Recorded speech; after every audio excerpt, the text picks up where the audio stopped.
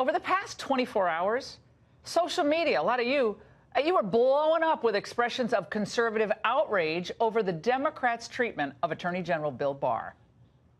I think history will judge you harshly. That conclusion is inescapable. I think you've made it clear that you've not looked at the evidence. We can move on. I think you've made it clear, sir, that you've not looked at the evidence, and we can move on. That you've not only put your own credibility into question, but seem to be giving sanction to behavior through the language you used in that press conference you held. You lied.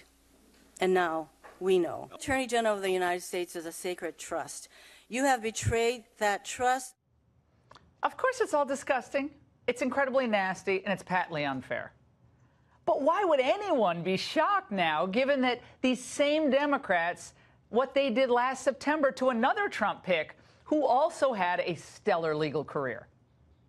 Are you willing to ask the White House to conduct an investigation by the FBI? The FBI would gather witness statements. You have the witness statements.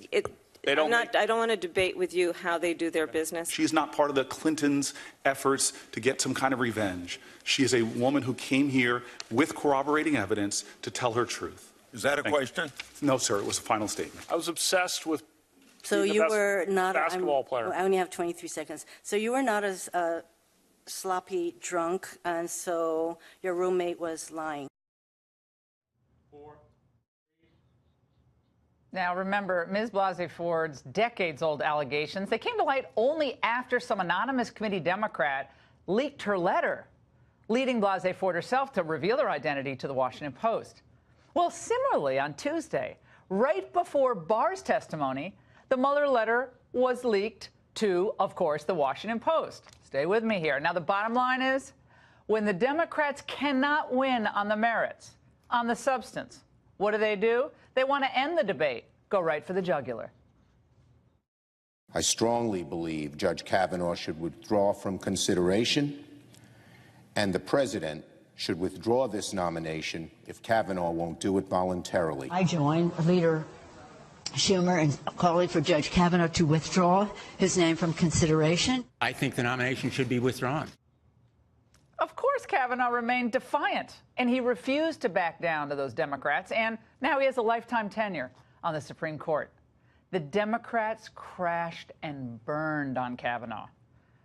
But not only did their stunts flop, their stunt actors were actually frauds and criminals. A lot of this would be substantiated if there was an investigation, which is what we want. We are not laying out all of the facts and all the evidence right now. That's not our obligation. Committee Chairman Chuck Grassley referred Avenatti and Swetnick last week to the Justice Department for criminal investigation. If convicted of the 36 crimes alleged in the indictment, Mr. Avenatti would face a statutory maximum sentence of 333 years in federal prison. Avenatti was practically co-hosting shows on CNN, wasn't he? But 7 months later, here we are. And Democrats facing another brilliant legal mind with impeccable credentials. They went back to the prop closet once again. Chicken Barr should have shown up today and answered questions. He was afraid of Barry Burke. He was afraid of Norm Eisen. An attorney general who is picked for his legal acumen and his abilities would not be fearful of any other attorneys questioning him for 30 minutes. Does he sleep with that chicken? I didn't know it was pronounced acumen.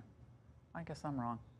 Well, the real chickens are the Democrats, who are too afraid to admit that they got it all wrong on Russian collusion. And you know what else? They're too afraid to actually advance an agenda to defend whatever policies they want to forward now in the midst of a roaring Trump economy. That's actually hard stuff. So what do? They just revert to their same old sleazy tactics, which we've exposed, by the way, and documented for all of you.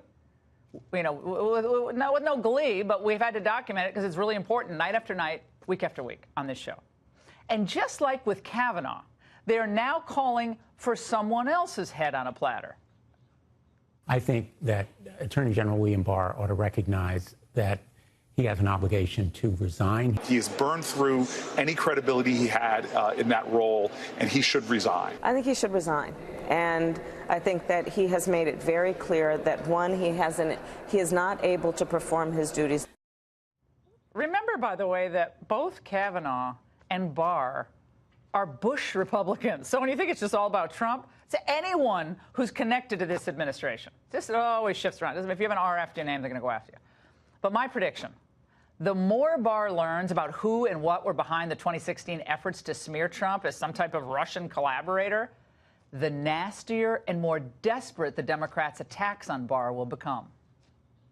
I don't want to be too specific. I talked to Mike Horowitz a few weeks ago about it, and it's focused on the FISA, the basis for the FISA and the handling of the FISA applications. But by necessity, it looks back a little bit earlier than that. There must be a lot of Obama Democrats in and out of the deep state who are sweating now. They need Barr's reputation to be tarnished. That way, whatever Barr ultimately concludes about the Obama DOJ can just be written off as some mere piece of pro-Trump propaganda.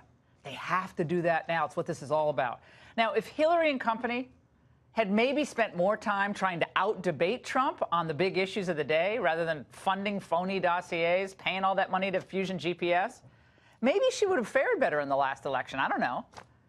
And if Democrats today focus more on improving the lives of everyday Americans instead of acting out their silly scenes in like a Kill Bill sequel, maybe they would have more to show for their first 100 days of House rule than just ridiculous subpoenas and character assassination. I'm betting tonight that Americans prefer substance and poise over stunts and noise any day. And that's the angle.